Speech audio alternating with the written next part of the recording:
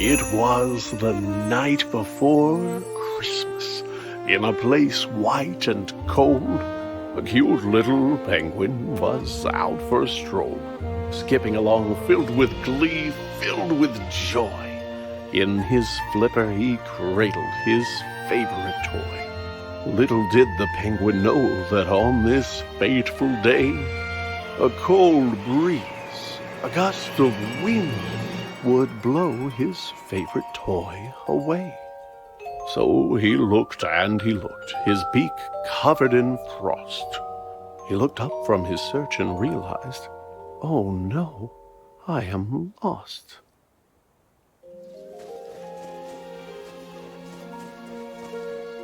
Not only his toy, but his path was gone too.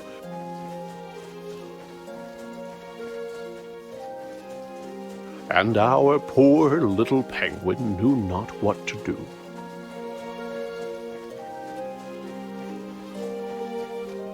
So he began walking with no hope in sight.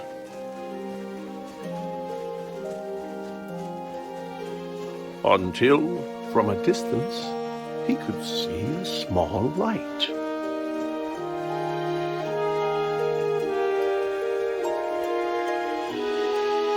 As he moved ever nearer, it was clear 'twas a home. And outside, in the front, he could see a small gnome.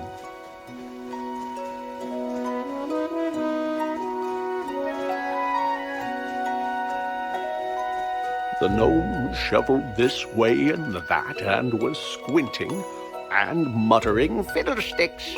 They have gone missing."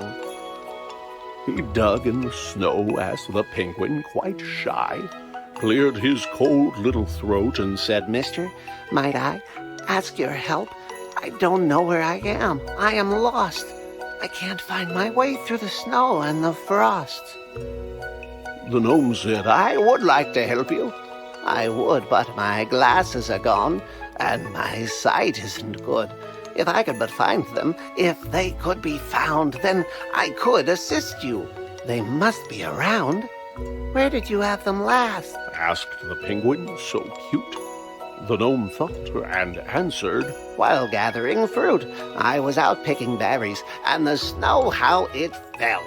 It frosted my lenses. I couldn't see well. I removed them to wipe them, but they slipped from my hand. And now they are gone. So you must understand that were I to guide you, you might go astray. If I can't find my glasses, I can't see the way."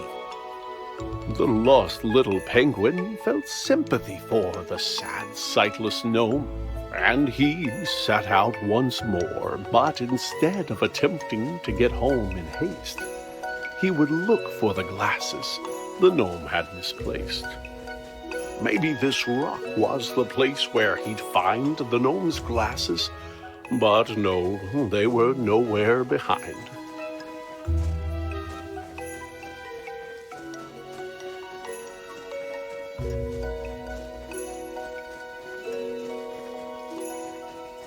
Could the glasses be here on the stump of this tree?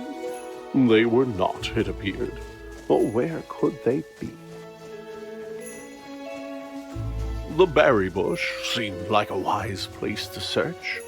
And there, on a branch, like a bird on its perch, sat the glasses, just where they had fallen. And so the penguin retrieved them and turned back to go.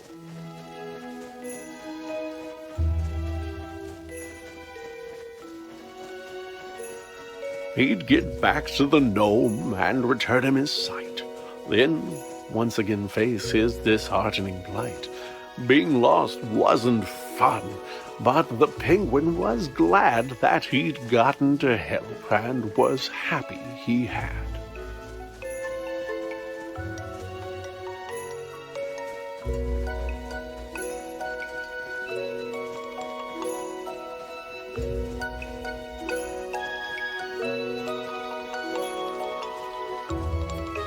"Why, you found my glasses," the tiny gnome cried. "I can't thank you enough.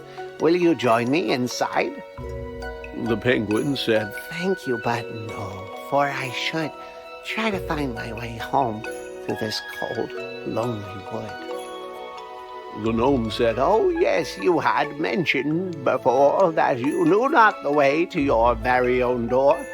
Well, now that I see, I am happy to say those candy canes there, they will show you the way.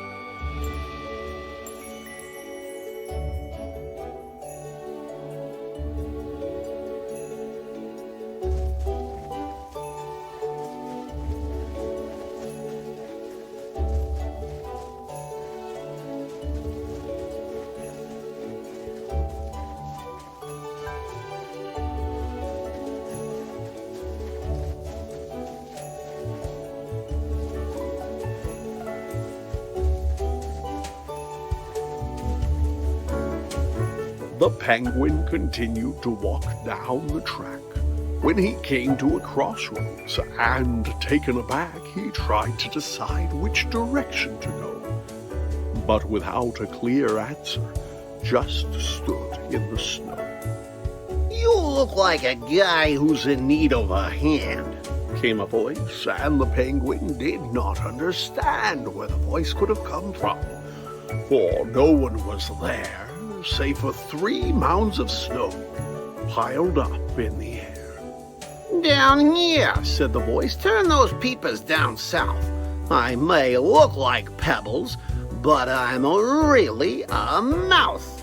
On the ground lay some buttons, a carrot, some stone, which moved as it chattered in the snow on its own.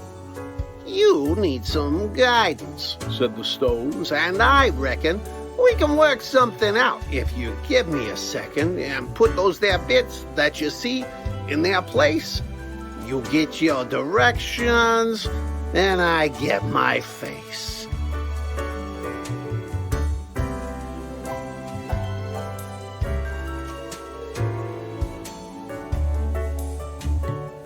As a face maker, you've got impressive technique, said the snowman, and look, now we both got a beat.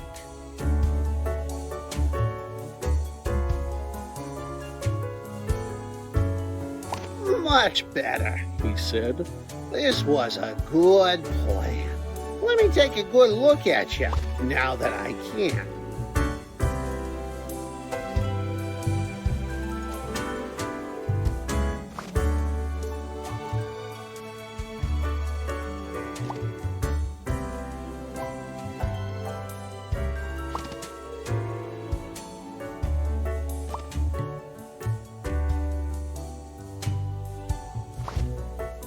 The snowman was proud of the features he wore. He thanked his new friend and said, Look, I am sure that you won't have no trouble if you go to the right, but make sure that you're out of the woods before night.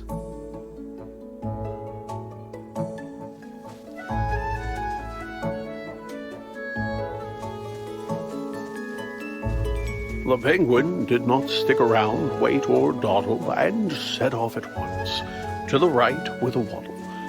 But though he walked on just as fast as he might, soon dusk was upon him, and thereafter came night. Why, it's too dark to see, said the bird with a chill, when he tripped and he slid down the side of a hill.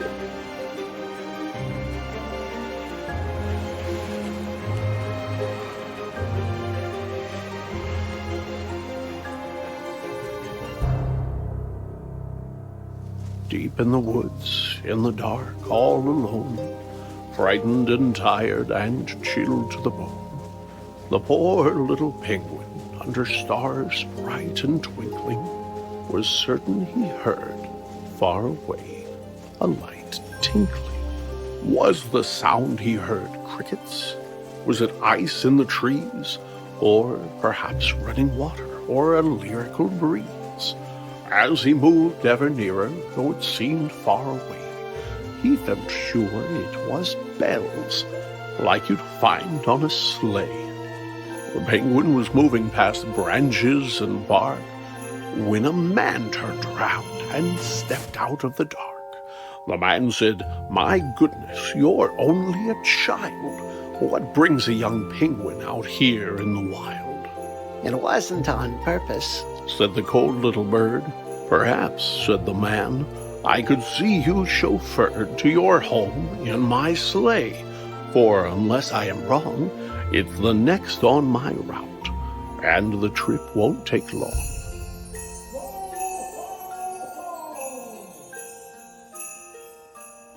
After waving goodbye to the man dressed in red, the penguin was eager to climb into bed. He was glad to be home, but his grief was still there, for his toy remained lost in the cold winter air.